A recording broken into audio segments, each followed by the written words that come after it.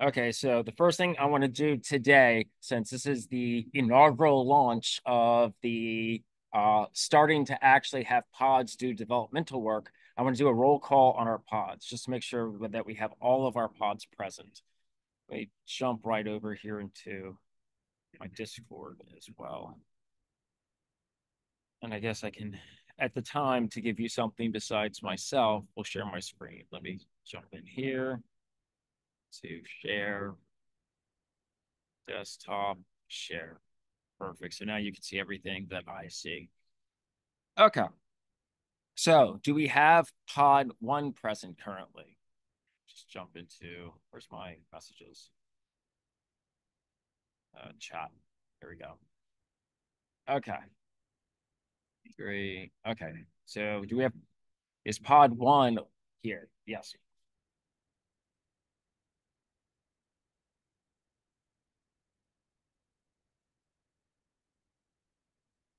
Perfect. And what about pod two?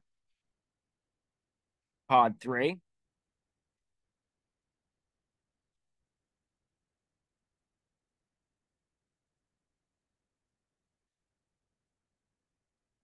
Okay. Pod four?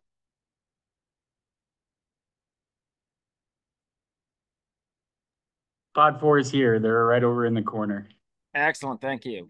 And Pod, pod five's here. Yeah. excellent. Yep. And pod six? Excellent. Pod seven? Pod eight?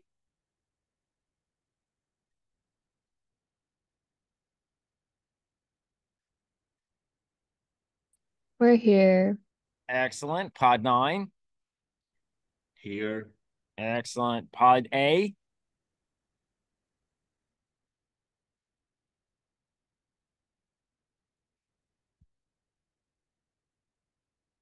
Pod B?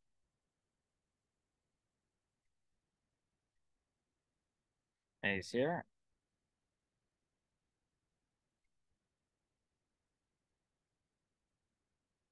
And pod C?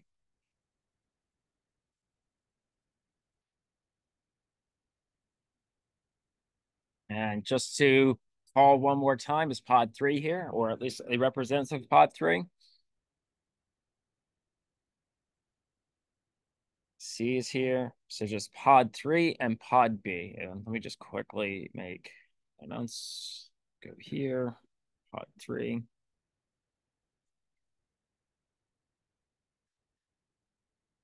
Oh,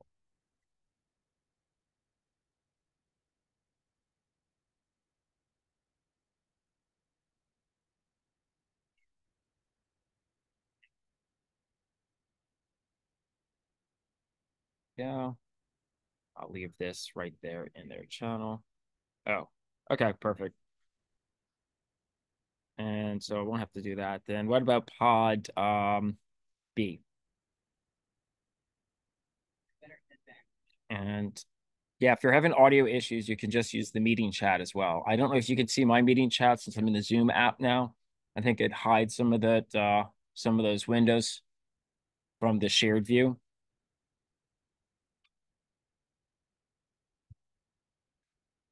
Okay.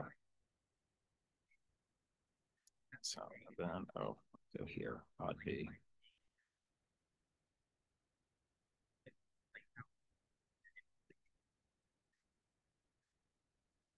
Okay.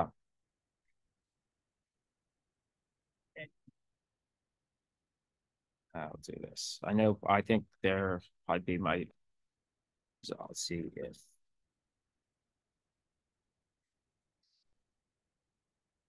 okay, perfect.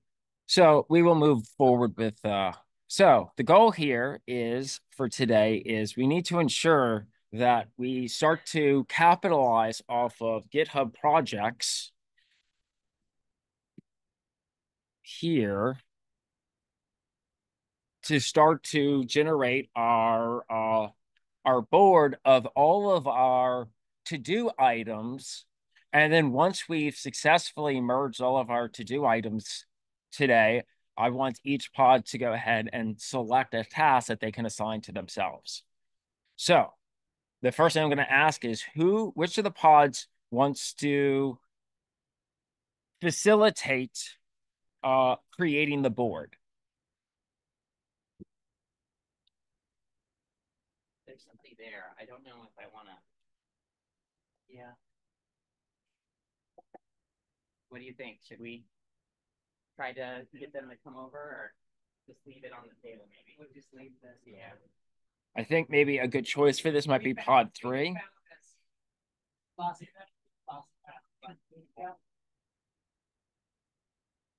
Excellent.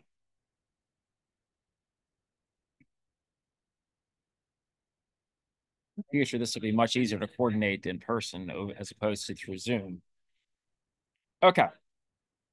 So everyone, so I want to ensure that works out well. Everyone should be able to have full administrative privileges on the repo. So can pod 3 go ahead and generate the project board? And while you do that, let me coordinate pod 1 then. So, and let me jump over here to my code.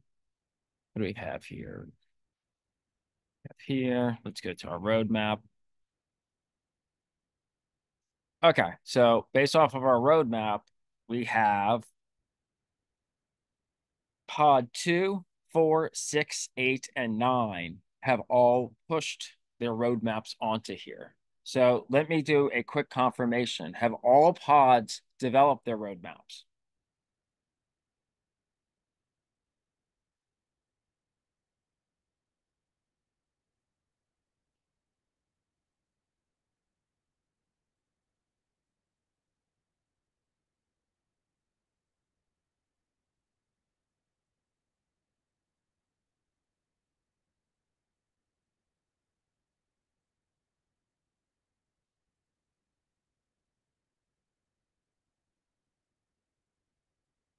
Okay.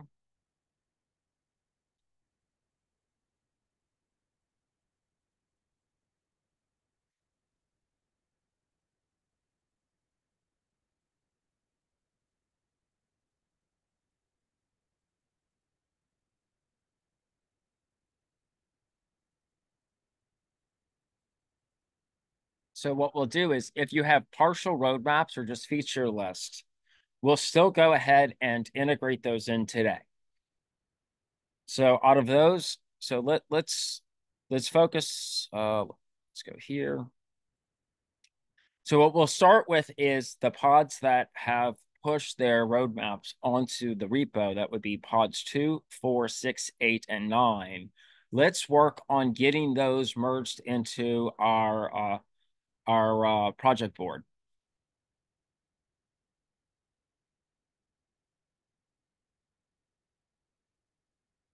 Oh, and just to confirm, has everyone watched the pre-recorded lecture that I posted on Monday?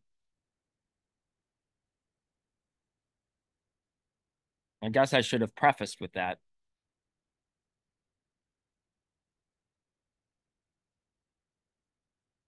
If you have not, that's going to be a very critical and important lecture to listen to, simply because it goes over the remaining cycles for the Capstone project. And so clearly we're moving into what we'll just label cycle 1, where we focus on building our MVP build. This is the minimal viable product that will allow us to actually stand up a skeletal version of our application so that we can actually start getting user input, our stakeholder feedback, so that your most basic primitive assumptions can be tested and evaluated, and then we could determine if we have to pivot or not. And what I mean by that is if you look inside of the Discord, if you jump here, for instance, and I'm not saying we're going to do this quite yet, but inside of the resources section, I also published the code for an alternate input mechanism in case we need that.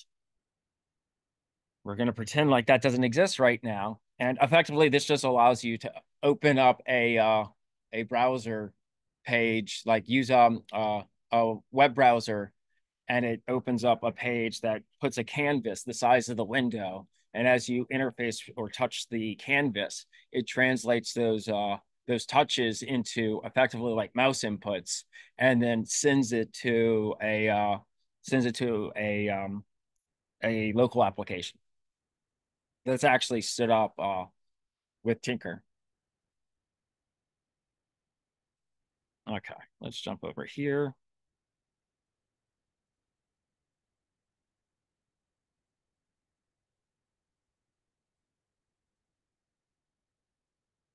Oh yeah, I I'll publish those after this lecture actually. The web development workshops I have access to, just in case you didn't know. Let's jump to this. Um,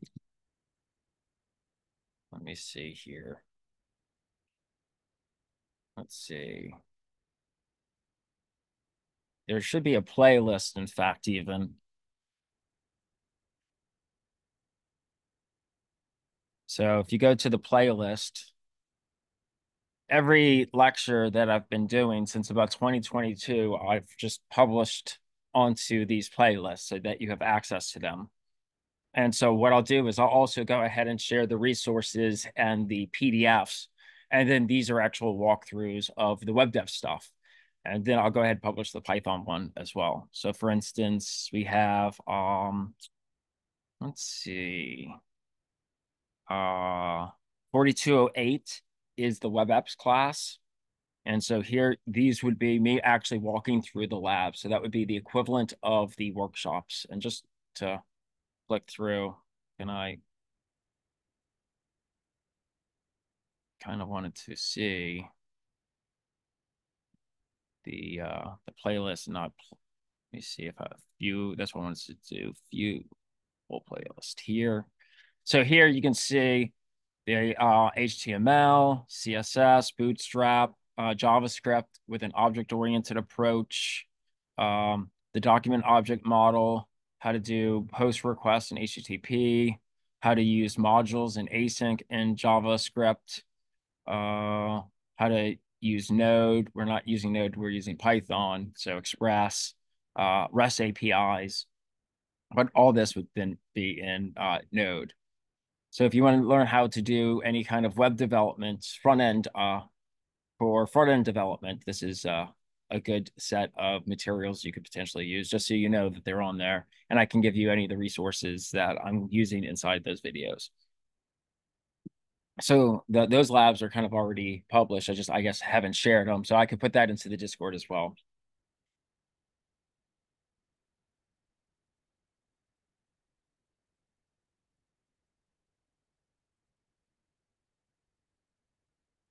Okay, let's jump back over here.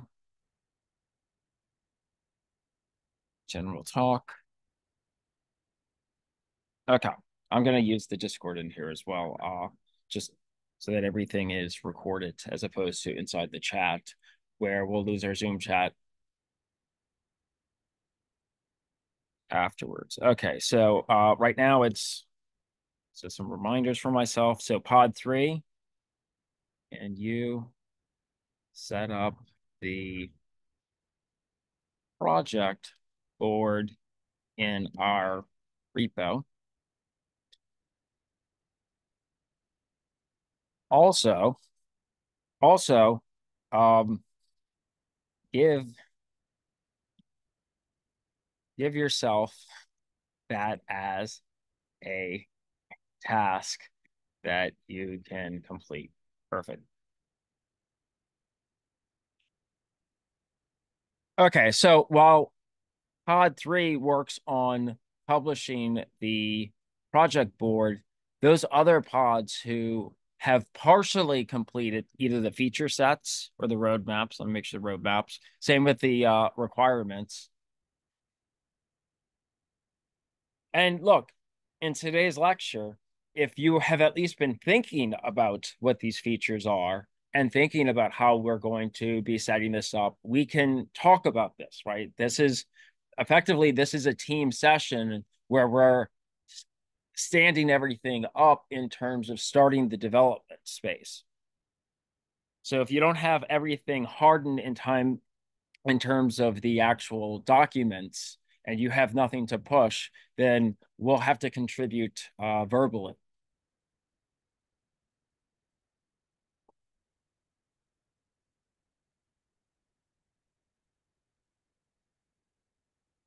Let's go here.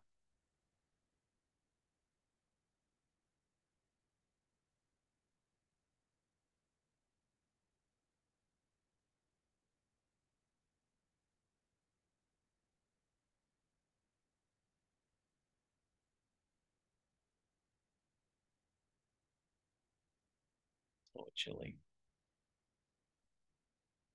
So I guess I'll do a roll call and then we'll follow up after this is done. So I'll start with actually the pod repos that are currently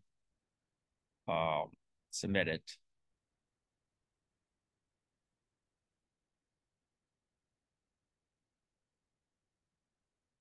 Okay, so pod 2.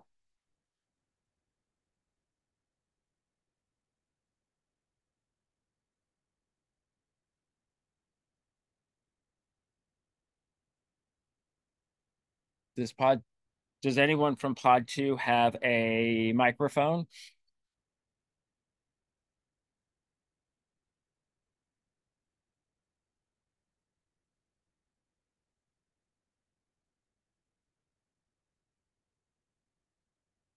And I'm just going to share the link for where I'm currently at, because what I'd like to do is have each pod step through their feature set.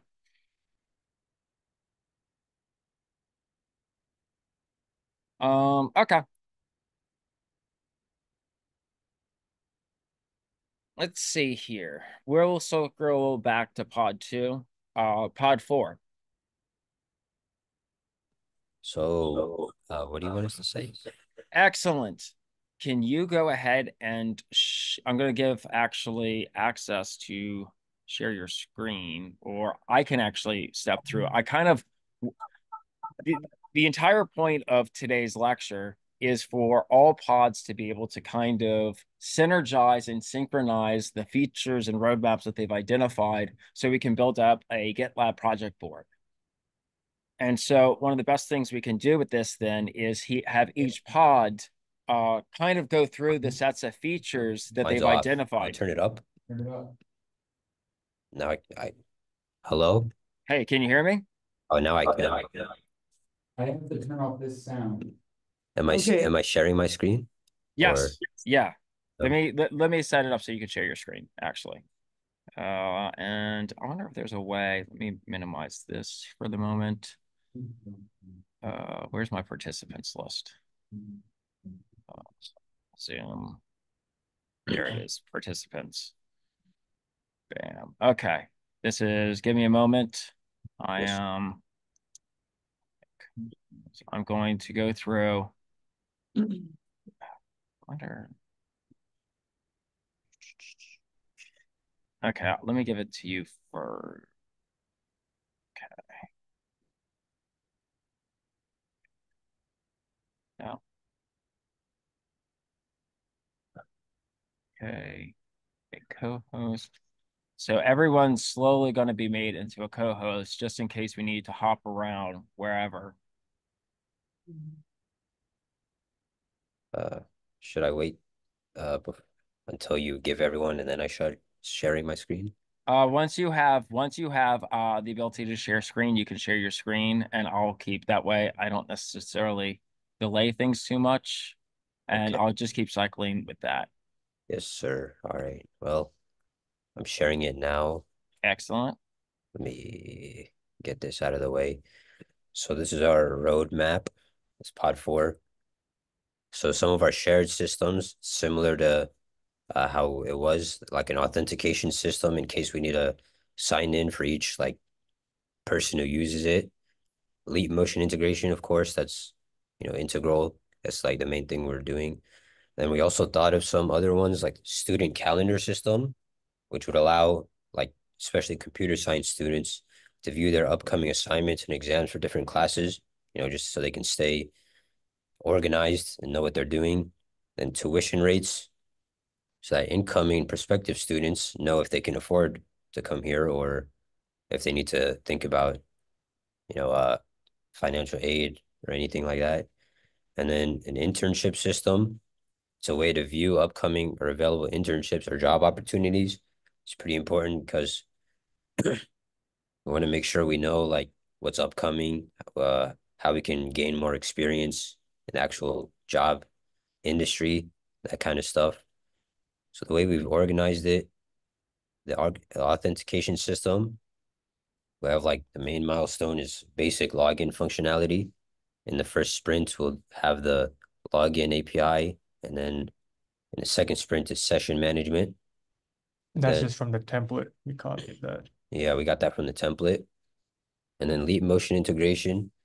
This is also from the template. Milestone 1 is basic gesture recognition. And then the sprint one, we develop it.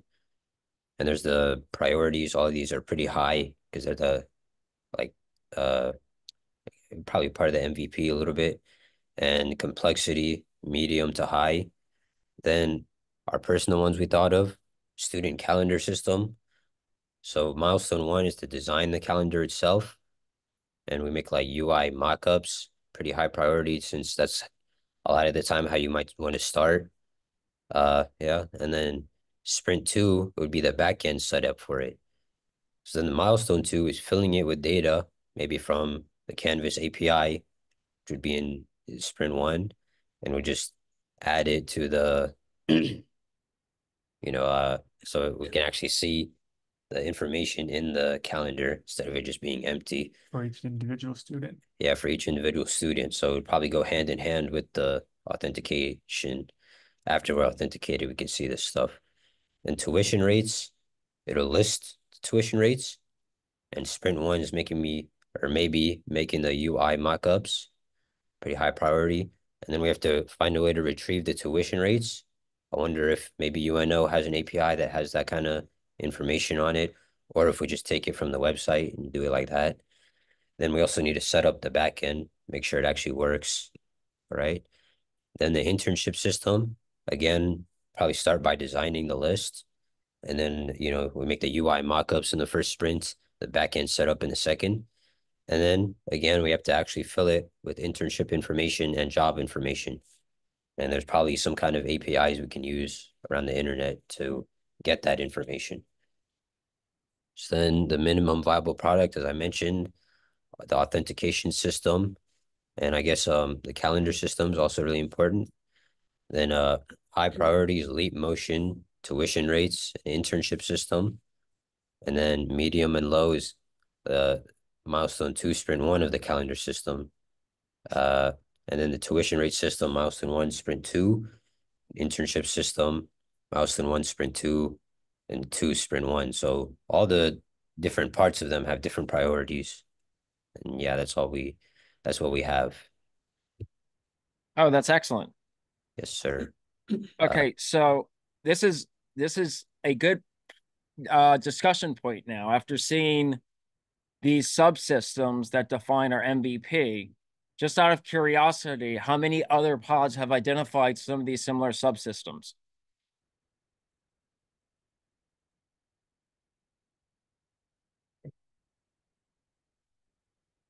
Excellent. So it looks like pod 6 did. Just out of curiosity, when you look at, and we'll step through this, but pay attention to each of the sets of features in the subsystems. The things we can start looking at is and discussing. Let's go up to the top of the document. Okay, roadmap. So your shared systems you're going to have is that authentication system. So one of the first tasks clearly we could try to define, since that's labeled as part of the MVP build, is it not?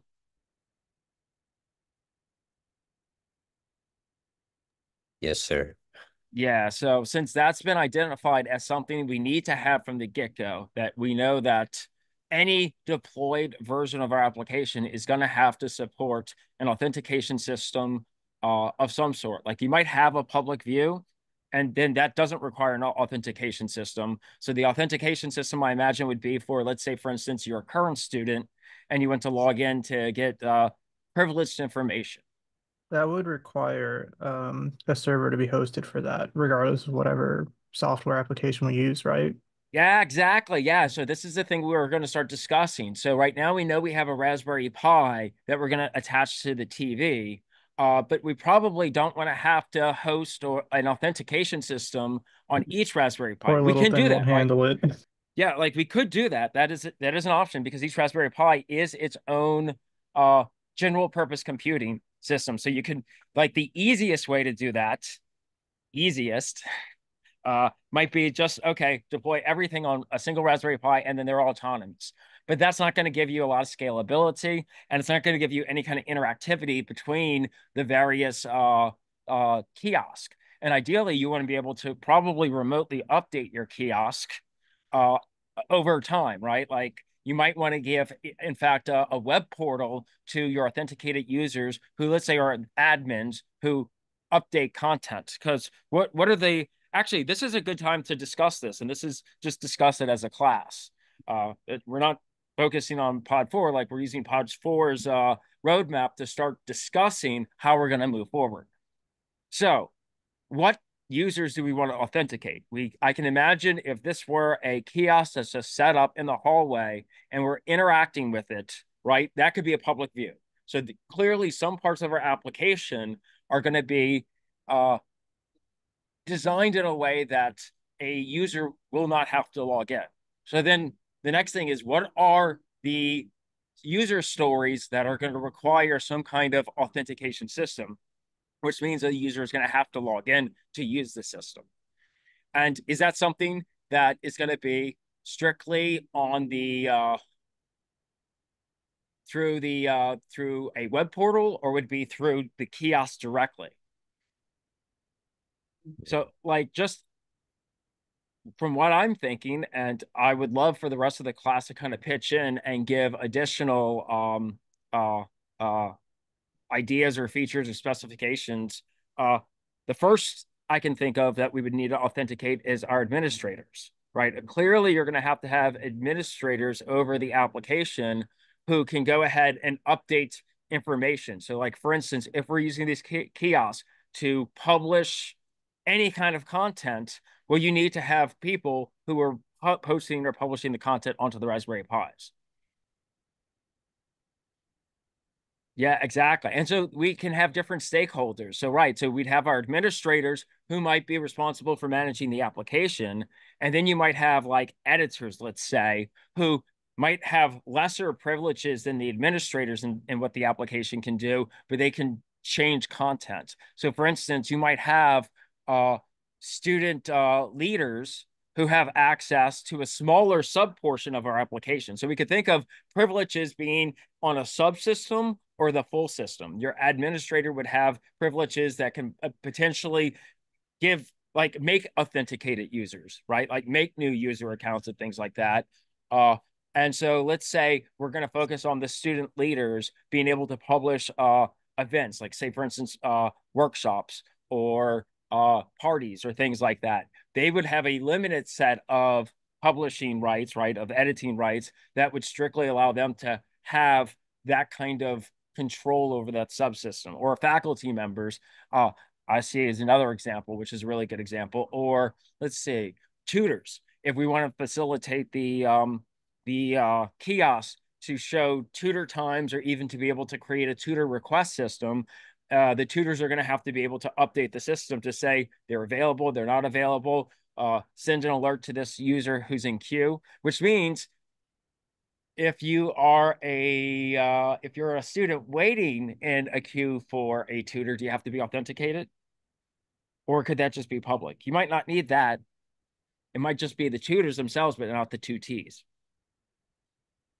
So yeah, the first thing, so once we start delving into authenticated users, I think one of the first things we really need to do is to find who are our users, and then how are we going to start modeling the role they have and how they are able to then log into the system. So we're going to need a team to start investigating how authentication works in Python, right? Like we don't necessarily have to implement this from scratch, right? We can look for a package, or we can look for a code base, a module that can do this for us in a way. And you know what would be great? Oh, I don't know what would be the great way. What and there's several ways you could go about this on authentication system. So you can just like use a username and password system, or you can use alternate approaches as well. What is the rest of the class's thoughts? This is just me talking about things to consider, but what is it that you have all considered so far?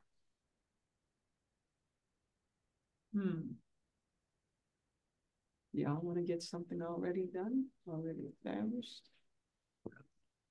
Yeah, I think the username and password might be the easiest approach, right? And there's probably a lot of supporting modules out there. I see that in the chat where people are agreeing with that. You probably wouldn't want to ask each time somebody uses the kiosk, just whenever they require elevated permissions to do something.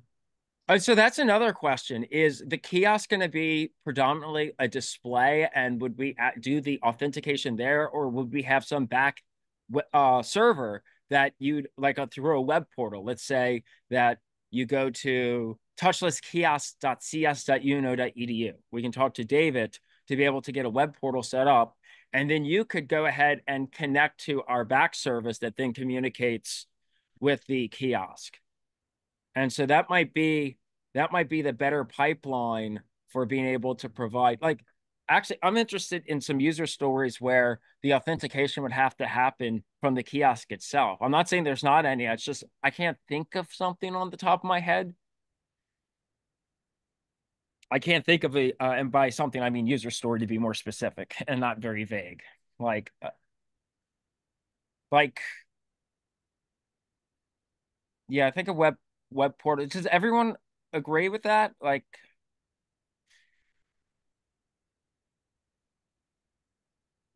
do we want to constrain our authentication process to have to go through using the leap motion to do it? Because I think that could be a pain. I think having articulated sets of input where you're like actually supplying, and it could also be a privacy risk too, if you're having to stand in front of the monitor and like type in your password. I mean, ideally, you would just have like a QR code that you would scan on your phone, and that would authenticate your credentials with that Yeah, Raspberry see, Pi. that would be better. You could potentially also take a snapshot or take a series of pictures and just log in by visual, right? We instead of using a traditional text-based password, since the Leap Motion itself is actually a camera system, you could probably grab the image of your users. Of course, there could be potential security faults with that. Like, what if someone just shows a picture of someone else? Could you log in that way? That'd be interesting. Can we log in with our Microsoft accounts? I think that would be a little bit complex because you would have to use IT's like infrastructure for that, not just ours, but like the universities. So I Yeah, I love that idea, and that would be the most seamless because the university already has a kind of username and profile for you, but I don't think after I think it was 2022 with the data breach that they're now allowing any external services to use that trust chain anymore. So I think I've talked to David about this because I've wanted to be able to do that, and I don't know if we could do that. And at the same time, if we were to do that, then that would mean that our authenticated users could only be inside of UNO, inside the UNO servers themselves. So it would limit our ability to create administrators that don't actually have credentials in the UNO servers. So this gives us the ability to expand out, but it does create more friction, right? The nice thing about having pre-designed usernames and passwords that you use for your UNO account means it's already an account that's generated for you. Yeah. But I do Uh, that would be the best option. I don't think that IT is going to allow for us to do that unless they've changed their guidelines. And I don't know if they have. They've been really draconian. Yeah, they're probably it would probably be more effort than would be worth it. But I'm thinking maybe we can have like a portal of our own with our own database. I love Uh that. Yeah, I think that we have to do that. I think that that's the smartest idea. We have our own portal with our own database that we have protected and only has data relevant towards this particular application. So we know that we will need a database. Fortunately, we had a workshop that kind of covered data persistence and data management. And just out of curiosity, how many of you all have either taken or are enrolled in the database class?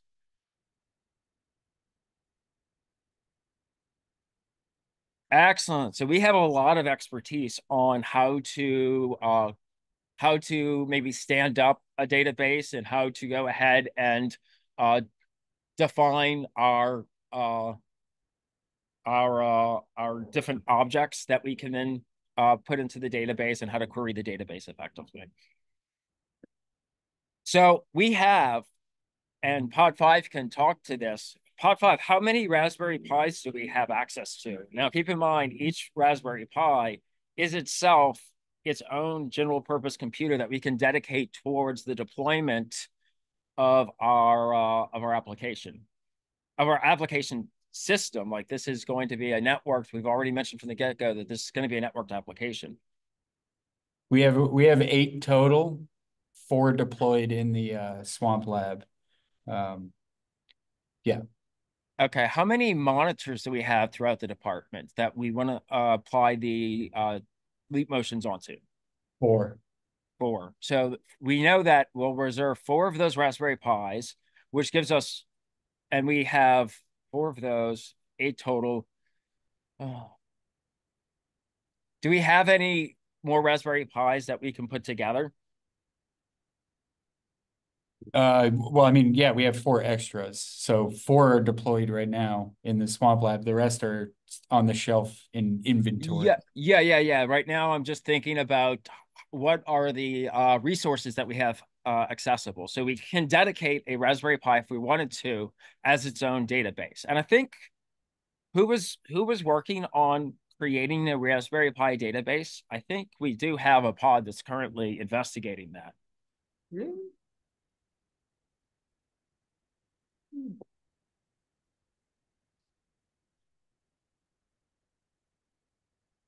Yeah, there are desktops in the Swamp Lab, right? So to answer your question, if you remember the workshop on the Leap Motion SDK, the Swamp Lab, which you should be able to even see its availability inside a Discord, because there's a Discord. There's actually a camera that's installed in there so that you can see whether it's open or not. There was an announcement earlier today that due to the cheap memory cards from Amazon, that we have a complete and utter failure on all Raspberry Pis. Oh gosh. Yeah, all 4 of them slowly broke down, and they just won't boot now. We're getting memory failure warnings. So Yeah.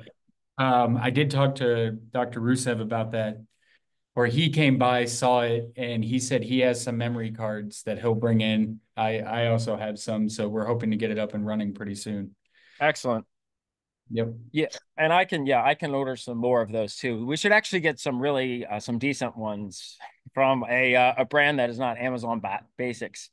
Yeah, a suggestion with running a database on a Raspberry Pi, have some sort of external storage. The database should not be reliant on read-write Right, constantly. on flash storage. Yeah, I agree with that. So, and these are all things that these are good things to start to considering now so that we know how we can go ahead and how that's going to affect our implementation moving forward. So we can use a Raspberry Pi for being able to manage our data, and then we can use one or the same to go ahead and host our web services from. And then each Raspberry Pi connected to the TV could be treated as its own client that then interfaces with the Leap Motion. So you can think that we have enough resources such that we can dedicate Raspberry Pis to each monitor to create our clients.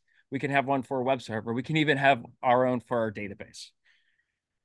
The nice thing about this is we have enough Raspberry Pis where, if needed, each team can access the Raspberry Pis because we have them all inventoried and whatnot. That way, if you need to actually test them in development, you can and see exactly what the behaviors are going to be. Did Pop 5, did you get a chance to play around with how to best power those Raspberry Pis? No, not yet. I did try the USB-C breakout, and I was still getting the same warning. Okay. Which makes sense because it's still powered off of the 3 amp, the 5-volt 3 amp wall wart. So next, I'm going to bring home, if it's okay, one of the Raspberry Pis to try the PoE hat with a power injector that I have at home before we can get our hands on some. Excellent. If you find a optimal approach, then we'll just invest into getting those and then configure the rest of the Raspberry Pis to work the same way. Yeah, that's definitely the ideal for like deployment in the hallways. That's 100% the way to go. Just because there's already Cat 6 running to each of the monitors. So excellent. So let's loop back around, just make sure that we're all on the same page here, right? The reason why we're talking about Raspberry Pis was we've been talking about an authentication system. The authentication system we've identified is going to then be a service. So there's two ways that we can manage our authentication, either locally on each Raspberry Pi, or we have one server that all the Raspberry Pi clients can communicate with and have the authentication done there. The downfall of doing local-based authentication on each Raspberry Pi means that, well, if you wanted to have an account on each unit, you'd have to have it'd have to be in that local database, unless you had that server-based, that web-based database, and then they can all communicate that way. So having one source of truth for your data is super important. So we should think of designing a system where our clients communicate to some backend server, and that server will then manage the data that can be accessed from any individual client. Does that seem reasonable? Yes. Can you put the project board under Touchless, Kiosk, RaspiNet? Yeah, that would be perfect.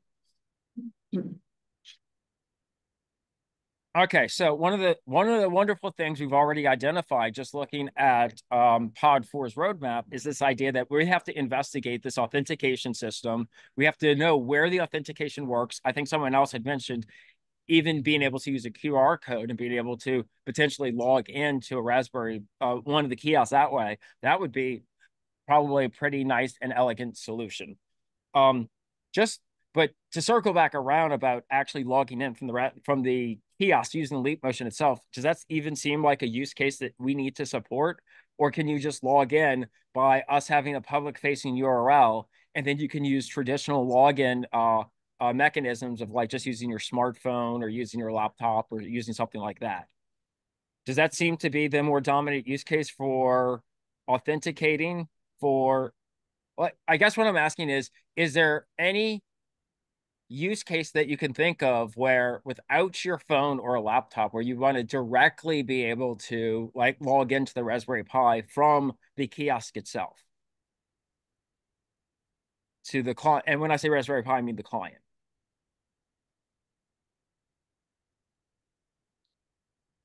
And I'll make that even a binary question, like yes or no. Like, I mean, ideally, if it comes down to it, the QR code would send you to a website, and that website would be login credentials that you would be able to access through the kiosk anyway. No, yeah, that would be, yeah, I agree with that, but I'm trying to think of what would you do, like for most of the use cases that I think of, I'm going to like log in as an administrator, and if I want to add in a new role, I feel like I would do that from a like website and not have to interface with the kiosk at all. And then the server, our application would then be updated in the database to have a new, let's say, faculty member login information, or like a student leader login role that's in there. Or if I'm like a tutor, I might be able to communicate to the TV by being on my laptop, and then easily using my keyboard and using a web page, the ability to update if I'm seeing someone or what my hours are, things like that. But can you think of any use cases where, without some external computer, where you'd actually want to log in as a authenticated user? We know that the touchless kiosks are primarily going to have public views. So things with that, you don't have to be under a certain role for it to be able to kind of cycle through things. So I'm wondering, is there a particular time where I do have to log in as an authenticated user from the client itself to be able to access like hidden information? And so presumably, like, think of all the different user stories and all of the feedback you've gotten from stakeholders. Can you think of any instance where, not using a laptop, not using a smartphone, where you want to get a custom view from the client itself? I mean, if it's somehow knocked offline, but that's a different issue, I think. Yeah, we'll assume that that's like that's I like where you're going with that, but that might be more like a low priority feature, but because then that gives you redundant login approaches. And if we have just one, then that satiates or satisfies our MVP. It might not even be a high priority. Because once you can log in, if there's no reason to log in, sorry, there's a plane above me. Actually, a helicopter. Well, the student calendar system would require authentication to get the students' class schedule, right? Oh yeah, for sure. So I'm looking so no, that's a good point. So these are the kind of user stories I'm thinking of. So what you're saying, and correct me if I'm wrong, then, is one of the use cases for the kiosk is, if I'm a current student, I might want to be able to log in from the kiosk to be able to see my class schedule. Right, but um I am not sure if we think that's a functionality that needs to be integrated the into the That's a kiosks.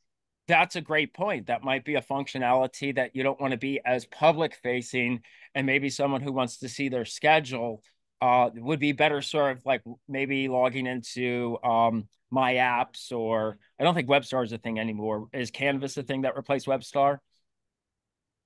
How do you find your schedules now? Workday. Workday. Workday Workday.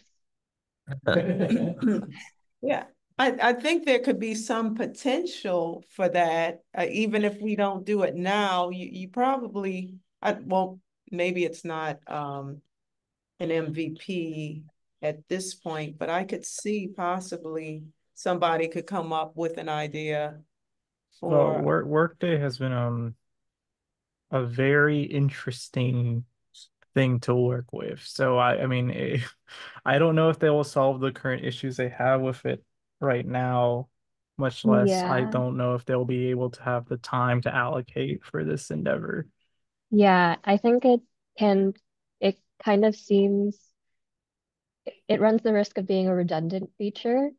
And um, I think besides like whether it's necessary or not, we would have to like integrate Workday information from Workday um, to like pull the class schedule. Well, I think we weren't talking about like the class schedules in that sense. It's more like to see the upcoming assignments through something like Oh, well that would be Canvas LMS API, I think, that you would need to integrate. we would use that. Yeah, that makes sense. Another thing I thought of, like at Loyola, I was able to go into like the library and then print, and I needed to sign in right on the machine that was like next to the printer to print. Like if we were thinking of you doing like allowing the print through the kiosk, would we need to sign in straight through it? I think so. Are you talking about the printer that's available, like the student printer? Is there a printer is it Math 317 or 318? I'm not too sure, but 317, but it's not for students. Oh, they're going to 317, but it's not for students. Dang. Maybe the teachers could use Man, what is this? it. Maybe Okay. faculty then, I guess. Yeah, so we'll put that as a low priority as well, because the faculty should already have their own mechanism to be able to access printers and whatnot. You know what could be interesting though, and not just since we're talking about integrating with different services, being able to integrate the kiosk um with the Discord server, the departmental Discord server, and then we could do lots of interesting things there where the kiosk can display information, or we can create a ticker to show some of the most recent comments or whatnot, or I don't know. I'm just like, if we're talking about integrating services, I think that's one that could be interesting from a both perspective and current perspective for students, prospective students and current students, where that could have a valuable use case. I think I saw floating around that I don't remember if one of the pods put that as a point, but somebody put down if something class average related. And when you said ticker, the only thing I could think of was showing a ticker of class change of the average over time as the semester goes on. This is like an extra, like just a thought. I think that'd be scary. That would be intimidating, but Well, these are the kinds of things that once we start merging our roadmap together, we'll be able to start grabbing task. that would be interesting. Yeah, I do think, and since we have administrative control over Discord, and I think the way, correct me if I'm wrong, but you can host your own Discord bot, so we can actually use the Raspberry Pi if necessary to host a Discord bot, or we can just use an online service as well to host the bots. So whatever team, if we were to do that, whatever team was working on Discord integration, you can coordinate with me, since I have I would give you the administrative privileges you need to go ahead and implement on our GitLab on our Discord server. Okay, but have we thought of any instance where you would want to be a logged in user to get a special view on the client itself and not necessarily like access the application to modify, but to actually get some kind of custom view? Or should everything be a public view from the client? Everything should be public.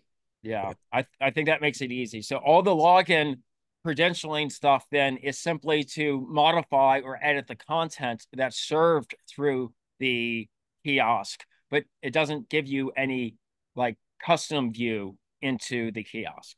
If it's not public and there's authentication needs to happen, then we're just going to see the very same people using it over and over again. Yep. Extra steps in the way and people aren't going to sign up for it. So. I agree. No, yeah. So I think your special editors and your various roles would have access to some kind of web portal that then connects to the Raspberry Pis and then communicates to the to our kiosk, and then our kiosk can be updated with the content that way.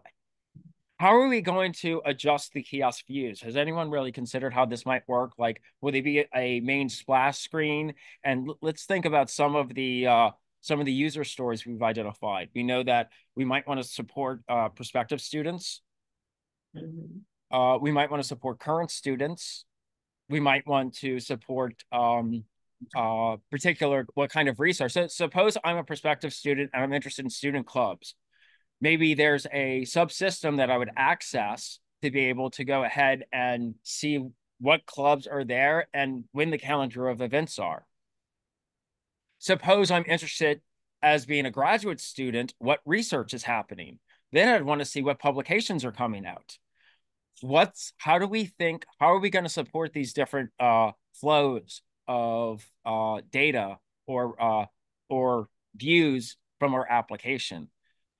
And we might want to have some be default and others not, and some of the default views be based on where the TV is at. Like, say, for instance, the TV that's closer to the tutor center should actually be managing, say, for instance, the tutor queue or showing the tutor hours, or whether the tutor is occupied or has like reserved time slots or whatnot, versus the one in front of the main office, which might have, let's say, more broad information about what club meetings are happening or things like that. Maybe we could maybe you select your role first, like an admin or a student or a visiting student, and then that brings you to a submenu of apps that you can access. I think that that's a really good and seamless and kind of a frictionless approach too. Would everyone kind of agree that that might be the best way to think about how to make accessible the various subsystems we're going to work on? Or does anyone have any alternate ideas just to contrast against that? We like it. Excellent. Excellent. Yeah. So the idea again is we're trying to get on the same page, and we're trying to figure out what technologies, what is going to be the architecture of our application, so we know what technologies to start investigating so that we can integrate that all into our MVP build. So just looking at the systems, we know that we're going to have to look into the authentication system. And so we'll likely not be able to integrate UNO's, is it SharePoint that they use? I forget what the service is called. Sounds right. That they use for being able to go log in. So we can do whatever, right? We can just host our own credential database, and we can make accounts as we see fit. And that'll be the easiest thing to do, right? Because then we don't have any overhead wait times of having to coordinate with IT and whatever their turnaround is, right? We can just quickly develop an MVP build where we manage our entire stack ourselves. We have enough resources to be able to do that. Okay, so looking back at our kiosk, we know we have to do authentication. That means that we have to then start to think about what is going to be the view. So what's going to be hosted on a local Raspberry Pi. And then we're going to have to talk about then having it communicate to our back-end server, which is going to be where our application is actually hosted at. So part of the application, we'll have like a client-side part of the application, and we'll have the server application. So and that's going to be part of the MVP build, right? So we'll have to have teams that work on being able to get those implemented. Just a basic system that allows one Raspberry Pi to communicate with, say, for instance, a client to a server. And so there's multiple ways we can do this. Probably the easiest, I'm open to suggestions though, but if I were to recommend an approach, I would use a REST API system, right? That way, you can just use URLs. You can just make calls through the internet, through HTTP, to be able to get data, request data from your server, and the server would then respond and then update, and then the client can update accordingly. So that's probably the most dominant and popular way to interconnect applications to share data. So you probably would want to focus trying to build your MVP application using that protocol. Unfortunately, we've already had like a workshop that's kind of talked a little bit about that. So that would go into our roadmap. So authentication, REST API, just to connect very simply a client to a server. Leap motion integration. So with the leap motion only has to be integrated on the client side of the application, correct? Because those are going to be how people are going to be able to interface with those TVs in the hallway to change the different views and be able to consume data. So for the most part, we could think of the client side, our clients, as consumption, more of consuming level applications, nothing productive, nothing that you'll produce. So it's almost like a read-only view from the television itself.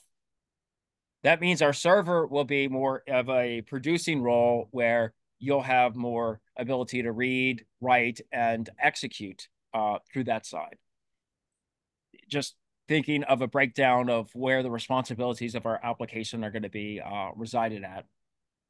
Okay, so let's see here. Let's scroll through. So we'll have to go ahead and then do leap motion, and that will have to be part of the MVP build. So basic login for being able to create and administer to add basic things. And like, let's say for an MVP build, and again, this isn't my project, this is all of your project, but I'm just going to make a suggestion, and then I want to hear alternatives from all those who are here. I'm thinking a good MVP build might be a administrative role. And this is basic build. I mean, we might actually make it more complex, but at the level that we're discussing now, we have a one user that's an administrative user who can log into the server and drop images into it.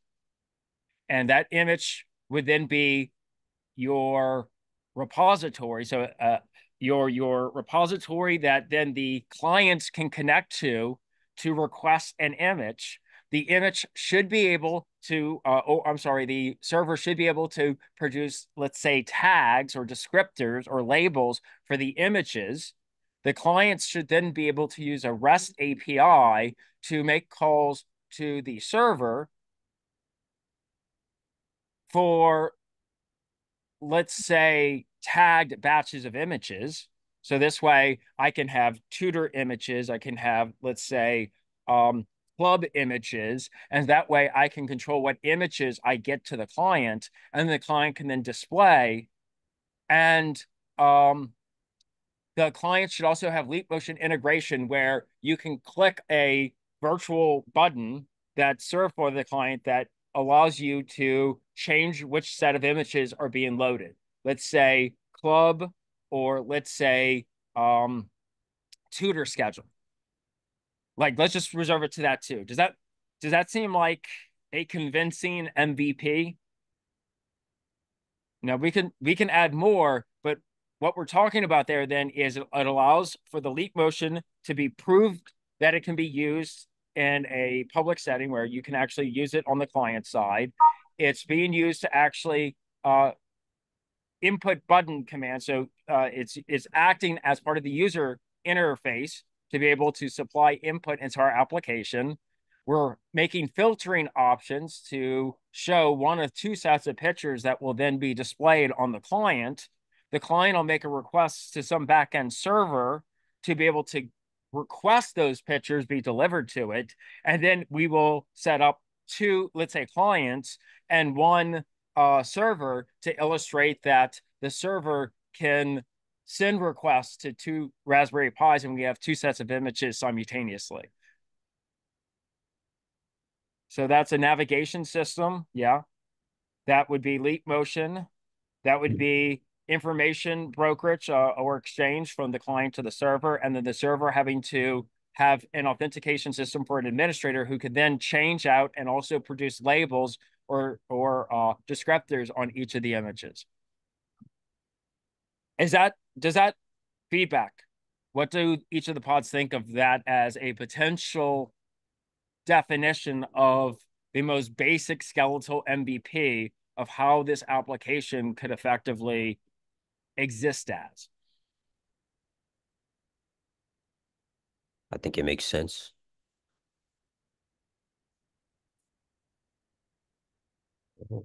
Yeah, I think that, and then that's a proof of concept. We can try to get something like that deployed very quickly because it's very simple.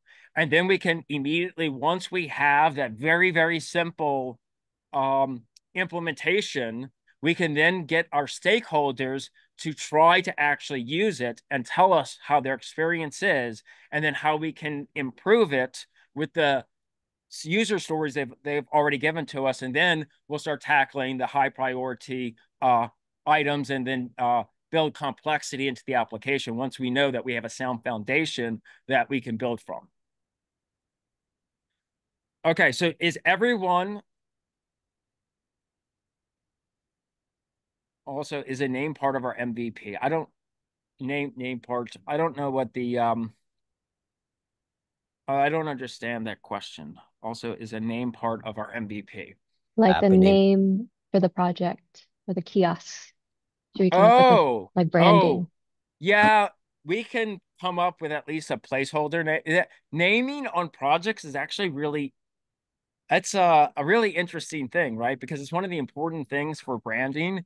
But a lot of times projects just go under some kind of internal developer name. And then usually you have some kind of marketing department that does a lot of analysis and decisions on what it gets labeled as. So naming is actually just like if you were working on a novel, something we can actually wait on until the end, but we should actually give it an internal name that we know is always subject to change. And I'll leave it to all of you to decide what you want what you want the at least internal name or the initial name to be. And so and maybe we have enough pods where we can create a list of names and we'll just vote on it. Each pod will do this such that each pod gets one vote.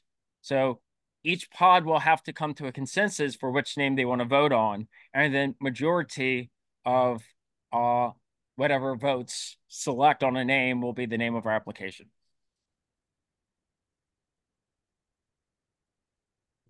Yeah, so that's something that we can kind of discuss and work on. So the first thing, because I think I'm starting to run out on today's lecture, but the first thing now that we're all on the same page now is we should have the project. Do we have the project board set up? Can you go to the project board? I want to see if. Yes. Okay. So we have a project board that's now set up. We have backlog, we have in progress, and we have completed. And look at this. Pod 3 has already completed their first task, making the project board. Okay. So now what we need to do is before next class, so before next Tuesday, every pod needs to go ahead and start taking their identified features, their roadmap, and start thinking in the way that we discuss things today. In terms of what are the things. So when we're talking about authentication system, we have to start thinking very deeply about how we even start with that. So some things are really simple, like documentation. Let's say you're building documentation. Well, that could just be a task. But if it's authentication, maybe the first task on that is to research an authentication system in Python and to implement a simple proof of concept. So what we need is, based off the MVP that we identified within this lecture time on what needs to happen, break that down into a set of features. And then it's important that every pod has moved from the backlog at least one of these tasks into the in progress. And then at the start of next class, I want to talk with each pod. And then actually, even outside of class, I'm going to communicate with the pods with what your task is and what your progress state is. And then every so often, we're going to have to do updates so that we're all synchronized. Because I know I'm guaranteed to have everyone who's enrolled in this class available for an hour and 15 minutes twice a week. So this will be a good time for us to coordinate to ensure we get as little friction as possible, because we are now going to go into about a 30-day dev cycle to see how much we can get implemented before our semester ends. So if we're going to do that, we need to start assigning tasks. So that you can think of that as the current homework then, is that we need to have this complete for our MVP build, and you have to have at least one task in progress, or better yet, completed. But I don't assume everyone's going to get into the completed column, but at least assign so that you know what you're going to be working on to facilitate the build of the MVP. What was the question? Well, as far as, for instance, the authentication system, we're going to have to wait to see if we're going to set up the database and what kind of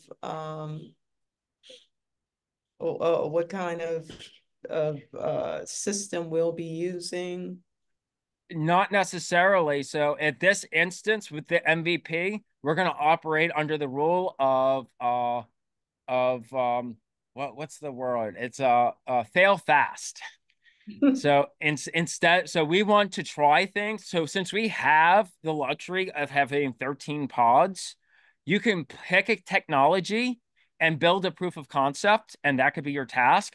And it's possible that another pod picks another technology and we see which is better. Okay. All right. So we're gonna act fast to fail fast so that because we've no done coordination right now. We're what's just that? no coordination between the pods. Well, right. we will. So we do want to coordinate. We do want to coordinate in some regard. And so in this regard, we want to make sure that there are tasks that represent the complete build of the MVP. So if you have duplicated tasks, you have to justify it. Mm-hmm. So say for instance, we're talking about authentication systems and potentially using two different authentication systems. At this time, it might be worth two pods investigating two different authentication systems because let's say they're both equally popular, right? And so we could see which one is more in line with how we would work. That might be justified, but it's only justified if one pod who is working on the authentication system, it if it makes sense to have that duplicated task. We don't want to waste too much of our dev time working without coordinating with the other teams.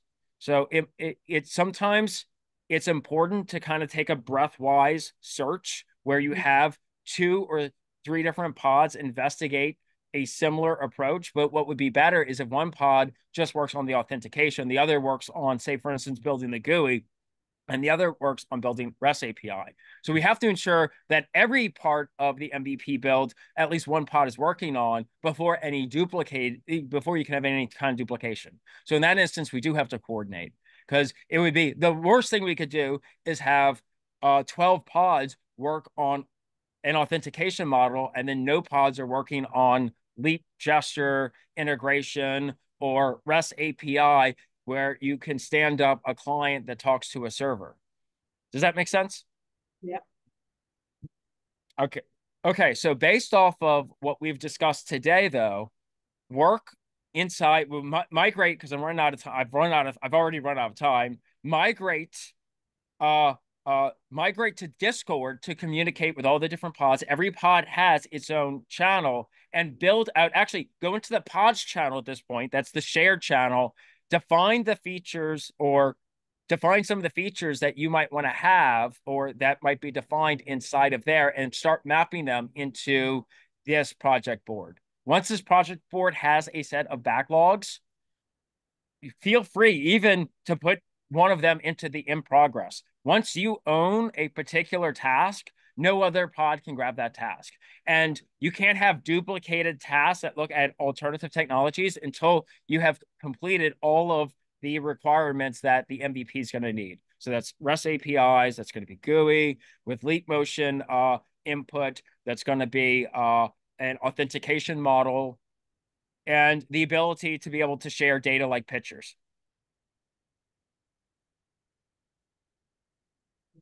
Yeah. Also, this brings up a good point. If you read so there was a suggestion we can create teams to assign and claim task. There's only one right now. Yeah, that's true. There's only one. So typically we would have a scrum master that facilitates team by team coordination. And so this is going to be a rotating role. So I will, since we had pod 4, go ahead and share everything. Let's see. Let's see. I will do, since pod 4 has already shared everything, I'm gonna actually assign the first Scrum Master role to, let's say, pod 2. So pod 2, you will be responsible. Yeah, I don't want to make pod 4 have to be everything, right? Like you did so much for this particular lecture hour, sharing your roadmap with everyone. So I will assign, and so this is going to be a role that's going to shift each time, but pod 2's role will be to coordinate with all the other pods to ensure that we have fleshed out this board that has tasks that fully realize the MVP build. And that each pod has grabbed at least one task that goes in the in progress bar. And so we will reflect on this more Tuesday. I've run out of time, but I will be coordinating with each pod between now and Tuesday just to make sure that each pods have grabbed the task. So what I'll do is I'll create a Scrum role inside our Discord, and I will assign that to the current set of Scrum so that every pod can do at Scrum to communicate with whoever the current Scrum Master is. Is there any questions? No, sir. Excellent. I will see you all on Tuesday. Thank you for showing up. I think that this is where the class is going to get really exciting. Thank you. Have a Thank good you. one. Yeah.